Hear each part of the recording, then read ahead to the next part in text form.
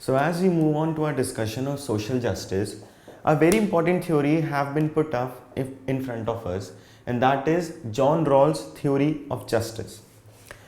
इससे पहले जब हम सोशल जस्टिस के बारे में पढ़ रहे थे और जब हम एक सोसाइटी के फ्रेमवर्क के बारे में बात करते हैं कि जस्टिस कहाँ पर एग्जिस्ट नहीं करता, जहाँ पर सोसाइटी में जस्टिस ना हो, मतलब जस्टिस कहाँ पर नहीं होगा, जहाँ पर एक जो डिफरेंस है रिच और पुअर के बीच में वो बहुत ज़्यादा हो, वो हद से ज़्यादा हो, वो सोसाइटी तो कभी भी एक जस्ट सोसाइटी कहला ही नहीं सकती, ठीक है ना। तो अब हमने कहा कि रिच और पुअर के बीच में बहुत ज़्यादा डिफरेंस है। मैक्सिमम कंट्रीज़ में यही है कि बहुत सारा डिफरेंस है रिच एंड पुअर के बीच में, इसलिए सोसाइटी जस्ट नहीं है। हम खुद ही देखते हैं कि जो रिच होते हैं वो कई बार कितने सारे केसेस में बच जाते हैं, जबकि कितने सारे पुअर लोग, और वो इनोसेंट भी होते हैं but they are still inside the jail, वो बिना कुछ करे भी बहुत ज़्यादा कुछ सहते हैं एंड उन्हें बेसिक मिनिमम कंडीशंस भी प्रोवाइड नहीं की जाती। तो बेसिक मिनिमम कंडीशंस प्रोवाइड ना करना भी एक तरीके का क्राइम है, बिकॉज ये जो चीज़ है, ये जो डिसीजन लेना है कि बेसिक रिक्वायरमेंट्स लोगों को मिले, वो गवर्नमेंट के हाथ में होता है। अब जब गवर्नमेंट अपना काम नहीं कर रही है तो ये डिसीजन गवर्नमेंट को करना है, उनको पॉलिसी ऐसी बनानी है ताकि सबको एक इक्वल अपॉर्चुनिटी मिले और सबको एटलीस्ट मिनिमम रिक्वायरमेंट्स तो प्रोवाइड की जाए। अब ये किस तरह से बनाया जाए, क्योंकि आपके और मेरे लिए कहना बहुत आसान है कि एक जस्ट सोसाइटी बनाना है, तो उसमें क्या होगा कि रिच और पुअर के बीच में डिफरेंस बहुत कम करना है और पॉलिसीज ऐसी बनाओ जो पुअर को फेवर करें, बस हो गया काम। इवन अगर आप पॉलिसीज देखेंगे, जो पॉलिसीज कोई भी गवर्नमेंट बनाती है, वो मैक्सिमम जो पॉलिसीज बनाई जाती है वो पुअर के ही बेनिफिट के लिए बनाई जाती हैं, बिकॉज जो एक अपर मिडिल क्लास हो गया या जो एक रिच आदमी है जिसके पास बहुत पैसा है, वेल्थ है, वो ज़्यादा सोसाइटी में डिस्क्रिमिनेशन फेस नहीं करता, उसके पास बेसिक रिक्वायरमेंट्स होती हैं एंड उसके पास हमेशा अपॉर्चुनिटी होती है ऊपर आने की, ठीक है ना। बट सबसे जो खतरनाक डिसीजन क्या होता है कि पॉलिसी तो बन गई लेकिन उसको इम्प्लीमेंट करना, क्योंकि जैसे हमारा एग्जाम्पल है इंडिया का, जो इंडिया एक पर्टिकुलर कंट्री ऐसी है जो कि बहुत बड़ी है, ठीक है। अब यहाँ पर कोई पॉलिसी बन गई लेकिन उसको इम्प्लीमेंट कैसे किया जाए, उसको हर पार्ट में कैसे पहुँचाया जाए, ठीक है, एंड पॉलिसी भी किस तरह से बनाई जाए ताकि सबको हेल्प करे। John Rawls theory of justice इसी के ऊपर बेस्ड है। तो जॉन रॉल्स क्या कहते हैं, जॉन रॉल्स का ये कहना है कि अब आप एक कंडीशन में रहते हैं, लाइक हर एक तरीके का आदमी एक सोसाइटी में एग्जिस्ट करता है, पुअर भी, रिच भी, सुपर रिच भी, ठीक है, middle class, lower middle class, upper middle class या मिडिल क्लास कह सकते हैं हम लोग, हर तरीके का आदमी सोसाइटी में एग्जिस्ट करता है। अब हमको अगर ऐसी पॉलिसीज बनानी है जो पुअर को बेनिफिट करें, जो उनके लिए अच्छी हो, तो सबसे पहले हमें क्या करना है, we just have to forget the kind of living conditions that we are in, यानी कि हम जिस कंडीशन में रह रहे हैं वो हमें भूलनी होगी। अब कंडीशन से क्या बात आती है, कंडीशन जिस कंडीशंस की हम बात कर रहे हैं उन कंडीशंस में आता है कि आप अपर कास्ट हो या लोअर कास्ट, इस चीज से कोई फर्क नहीं पड़ता, ठीक है। आप मतलब ऐसा मान लीजिए आपकी कोई कास्ट नहीं है, आपने इस धरती पे जन्म लिया बट आपकी कोई कास्ट नहीं है, इस चीज से फर्क नहीं पड़ेगा आप अपर कास्ट हो या लोअर कास्ट, बस ये मानना है कि आपकी कोई कास्ट नहीं है। ये पहली कंडीशन हुई। दूसरी, आपको अपनी फाइनेंशियल कंडीशन भूल के कि आप पुअर हो, मिडिल क्लास हो या रिच हो, ये आपको भूलना पड़ेगा। इस चीज से आपको कोई मतलब नहीं होना चाहिए, यानी कि आपको एक ऐसी सोसाइटी डेवलप करने की कोशिश करनी है, कुछ ऐसे, सोसाइटी नहीं कहेंगे, सोसाइटी तो अपने आप डेवलप हो जाएगी, कुछ ऐसे लोग कलेक्ट करने हैं जो अपने आप को भूल जाएं कि वो अपर कास्ट है या लोअर कास्ट है, वो पूरा है, मिडिल क्लास है या रिच है, उनको अपनी ये सब चीजें भूलनी होगी एंड देन फिर पॉलिसी बनाने की तरफ बढ़ना होगा, ठीक है। अब हम इसको ऐसे लिख सकते हैं कि जब कोई इंसान पैदा होता है ना, मान लीजिए पैदा होने से पहले उसको क्या पता कि वो किस तरीके की कंडीशंस में जन्म लेगा, उसके माँ बाप कौन होंगे, ठीक है ना, उसको थोड़ी पता है कि वो कहाँ जन्म लेगा, वो पुअर होगा, मिडिल क्लास होगा, अपर क्लास होगा, रिच होगा, कैसा भी होगा उसको नहीं पता। तो हमें एक वैसी कंडीशन डेवलप करनी पड़ेगी, ठीक है। जब हमारे पास एक ऐसी कंडीशन होगी जिसमें हमारा सोशल स्टेटस क्या है, हमारा फाइनेंशियल स्टेटस क्या है, ठीक है, ये हट जाएगा, तो हमें पॉलिसी बनाने की तरफ बढ़ना है। अब ये बहुत इंटरेस्टिंग थ्योरी है, क्योंकि जब इससे पहले हमने सोशल जस्टिस के बारे में डिस्कशन किया और जब हम ये सोच रहे थे कि एक जस्ट सोसाइटी बनाने में क्या होगा, एक जस्ट सोसाइटी कौन सी होगी जहां पे मतलब हर किसी को रिस्पेक्ट मिले और हर किसी का एक स्टेटस मतलब थोड़ा ऊपर हो, यानी कि रिच और पुअर के बीच में डिफरेंस कम हो और हर इंसान को रिस्पेक्ट मिले, हर इंसान एक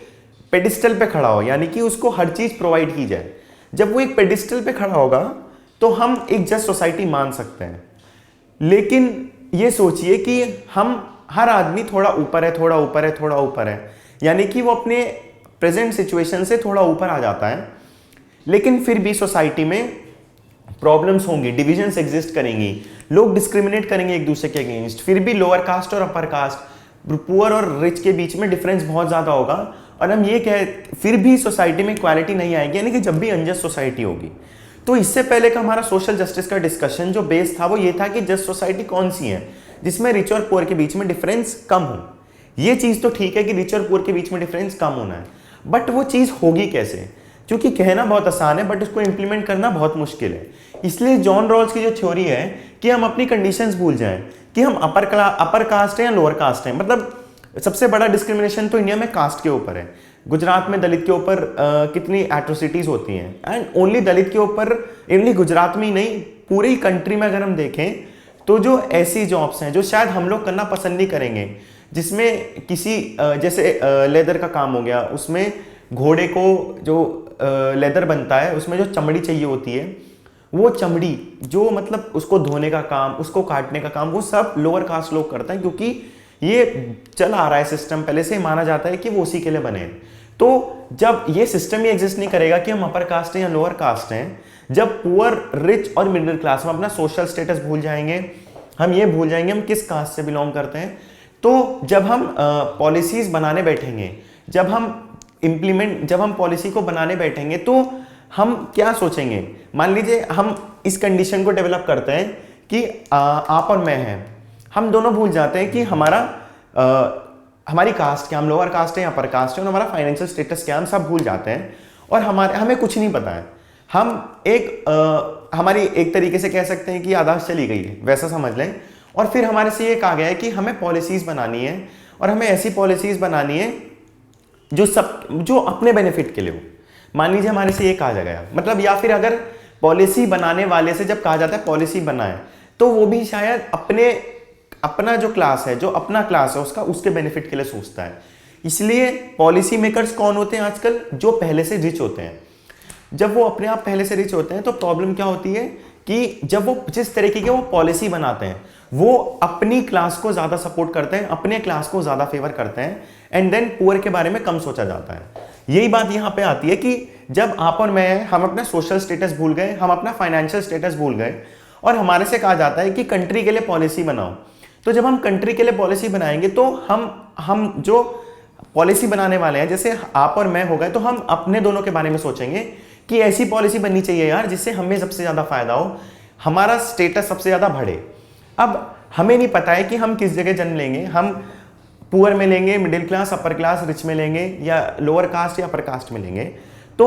हम ये इमेजिन करके, जब हम ऐसे सिचुएशन में होंगे जब हमें नहीं पता है कुछ भी, तो हम ये इमेजिन करके पॉलिसी बनाएंगे कि हम सबसे वर्स्ट सेक्शन में पैदा हुए। ठीक है, so we are born in the worst of section of the society, जो सबसे बुरा सेक्शन है। हम तो यही मान के चलेंगे क्योंकि हमें पता नहीं हम कहां बर्थ ले सकते हैं, तो हम ये मान के चलेंगे हम सबसे worst of section of society में हमने जन्म लिया है। और जब हम ये मान लेंगे उसके बाद हम लोग क्या कर सकते हैं कि हम जो पॉलिसी बनाएंगे वो सबसे पुअर के लिए और जो सबसे ज्यादा डिस्क्रिमिनेशन फेस करता है, ऐसी पॉलिसी बनाएंगे कि वो उसको ऊपर लेके आए, उसको अपलिफ्ट करे। ठीक है, जब ऐसा होगा, जब पुअर के लिए, जब हम ग्राउंड लेवल से, बेसिक लेवल से सोचेंगे, जब इन लोगों के लिए पॉलिसी बनेगी, तो जो पुअर है जब उसको बेसिक रिक्वायरमेंट्स दी जाएंगी, बेसिक रिक्वायरमेंट्स में क्या होता है, हेल्थ हो गई आपकी, आपको एजुकेशन हो गया, यानी कि हेल्थ के लिए आपको कभी भी कोई प्रॉब्लम ना, आपको कोई बीमारी हो तो आपको फ्री में इलाज मिले, एजुकेशन फ्री में आपको प्रोवाइड की जाए, बुक्स आपको फ्री में प्रोवाइड की जाए, स्कूल्स आप जा रहे हैं तो आपको वहाँ की फीस ना देनी पड़े, आपको वहाँ पे खाना मिले। हेल्थ हो गया आपका, एजुकेशन हो गया, ये तो मेन, बहुत मेन सेक्टर है जो फ्री में प्रोवाइड की जानी चाहिए। तो हम लोग ऐसी पॉलिसी बनाएंगे जिसमें हमें ये दोनों चीजें बहुत बेसिक लेवल से प्रोवाइड की जाए, ताकि हम अपने आप को सोसाइटी में अपलिफ्ट कर सकें। इससे क्या होगा, पुअर का अपलिफ्टमेंट होगा। नॉट ओनली पुअर का अपलिफ्टमेंट होगा, बल्कि जो रिच हैं उनका तो अपने आप अपलिफ्टमेंट हो जाएगा। तो ऐसी पॉलिसी बनने से क्या होगा कि पुअर तो ऊपर आ ही रहे हैं, रिच भी थोड़ा ऊपर जा रहे हैं, लेकिन पुअर का अपलिफ्टमेंट ज्यादा हो रहा है, इसलिए रिच और पुअर के बीच में डिफरेंस कम हो जाएगा। जॉन रॉल्स की ये theory, John Rawls theory of justice के अंदर यही है। जो हम सिचुएशन इमेजिन कर रहे हैं कि हम क्या कर रहे हैं, कि हम भूल जा रहे हैं कि हम किस फाइनेंशियल कंडीशन क्या है, हमारा सोशल स्टेटस क्या है, जब हम ऐसी सिचुएशन में एग्जिस्ट करते हैं तो जॉन रॉल्स क्या कहते हैं कि we are under a veil of ignorance. ठीक है, वेल मतलब हमने कुछ मुंह पे ढका हुआ है और हमें नहीं पता दुनिया में क्या हो रहा है, बस हमसे ये कहा गया है कि हमें पॉलिसी बनानी है। इसको जॉन रॉल्स कहते हैं कि वेल ऑफ इग्नोरेंस। बट इसमें सबसे बड़ी प्रॉब्लम यही है कि ये इमेजिन करना कि I am under a veil of ignorance, अपना सोशल स्टेटस, अपना फाइनेंशियल स्टेटस भूल के लोगों के लिए पॉलिसी बनाना बहुत मुश्किल होता है। इसलिए जिस भी कंट्री में इस थ्योरी को अप्लाई करने की कोशिश की गई है, वहां पे वो लोग जिनको ये जिम्मेदारी दी गई थी कि आपको इंप्लीमेंट करना है, वो लोग वेल ऑफ इग्नोरेंस के अंडर तो थे, बट ये बहुत डिफिकल्ट था और इसलिए वो लोग भी ऐसी पॉलिसी नहीं बना पाए जो एकदम ग्राउंड लेवल से काम करे, जो एकदम पुअर के लिए काम करे। बहुत मुश्किल होता है, मतलब हम लोगों के लिए भी कितना मुश्किल होगा ना कि हम वेल ऑफ इग्नोरेंस के अंडर आ जाएं और हम ये सोचें कि यार कितना अच्छा होगा कि हम सब कुछ भूल गए, अब हमें पॉलिसी बनानी है। बट स्टिल हमारा स्टेटस, हमारा फाइनेंशियल स्टेटस क्या है, वो हमारे लोगों के ध्यान में रहता है, वो हमारे दिमाग में रहता है, और इसलिए शायद एक करेक्ट पॉलिसी जो सबको बेनिफिट करे वो नहीं बन पाती है। ठीक है, ये वेल ऑफ इग्नोरेंस होता है। अब ये वेल ऑफ इग्नोरेंस कैसा हो गया, जैसे कि कोई हम मूवीज में देखते हैं कि मूवीज में कोई बहुत रिच हीरो, मतलब हीरो तो हमेशा रिच ही होता था, वो एक अपर लेवल पे रहता था। जब वो किसी गरीब के लिए बहुत ज्यादा काम करता था, जब वो किसी पुअर के लिए बहुत ज्यादा काम कर रहा है, उसकी मदद कर रहा है, तो वो बेसिकली क्या कर रहा है, मतलब आप मदद कब करोगे, जब आप अपने आप को उसकी जगह इमेजिन कर रहे हो कि यार अगर मैं इस जगह होता तो मेरी क्या हालत होती। मान लीजिए बहुत सारे उसमें ऐसा होता है कि हीरो होता है, उसके घर जो नौकर होता है, उसकी माँ की तबीयत खराब हो गई and he need some money. अब नौकर के पास एकदम से इतना सारा पैसा नहीं है, तो वो बेसिकली अपने मालिक के पास जाएगा। जब वो मालिक के पास जाएगा, मालिक क्या सोच के पैसा देता है, फर्स्ट आइडिया क्या आता है आपके दिमाग में, फर्स्ट थॉट क्या आता है कि यार अगर मैं इसकी जगह होता, जब मैं अपने आप को इसकी जगह इमेजिन करूंगा तो मतलब कितना मुश्किल है, ये इंसान कैसे इलाज कराएगा, इसके पास तो कुछ भी नहीं है, इसकी मां तो मर जाएगी ना। तो हम लोग क्या कर रहे हैं, हम अपना सोशल स्टेटस भूल गए, हमने अपने आप को उसकी जगह इमेजिन करा एंड देन सोचा कितना डिफिकल्ट है सरवाइव करना। लेकिन क्योंकि आप रिच हो तो आपने उसकी हेल्प की सो दैट उसकी मां की तबीयत ठीक हो पाए, हॉस्पिटल में इलाज हो पाए। तो यही है वेल ऑफ इग्नोरेंस। ऑल्दो अगर कंपेयर करें तो आज के टाइम में भी हम इग्नोरेंस के अंडर ही हैं। वेल कपड़ा तो हमारे आंखों पे अभी भी चढ़ा हुआ है, क्योंकि इतनी सारी पॉलिसीज बनती हैं जो सुपर रिच को बेनिफिट करती हैं, जो उनका स्टेटस और बढ़ाती हैं और पुअर को और पुअर बनाती हैं। बट हम उसके खिलाफ क्या कर रहे हैं, हम अभी भी इग्नोरेंट हैं। लेकिन जॉन रॉल्स की थ्योरी में जो थ्योरी ऑफ जस्टिस की बात की गई है, उसमें जो वेल ऑफ इग्नोरेंस है वो डिफरेंट है। जब कोई बड़ा आदमी किसी छोटे आदमी की मदद करता है तो हम उसे एकदम हीरो कहने लगते हैं। वो कहते हैं यार ये तो असली हीरो है। मतलब हीरो का आइडिया क्या है कि वो सबके लिए अच्छा करे, सबका भला करता चले। जॉन रॉल्स की थ्योरी में भी यही है कि आपको मतलब आपको ऐसा सोचना है कि आप कुछ भी नहीं हो एंड देन पॉलिसी बनानी है, तो आप वर्स्ट ऑफ सेक्शन के लिए पॉलिसी बनाते हुए आगे चलोगे। ठीक है, तो ये जॉन रॉल्स कहता है। और इसमें ये जो जॉन रॉल्स की थ्योरी है, ये फर्स्ट स्टेप है, it is the first step towards thinking about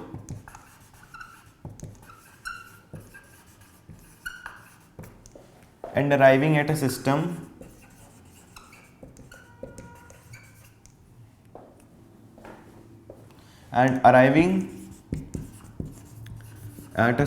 of fair law and justice। जब हम जॉन रॉल की थ्योरी को अपनाते हुए आगे बढ़ेंगे तो हम ये देखेंगे कि ये पहला स्टेप है, it is the first step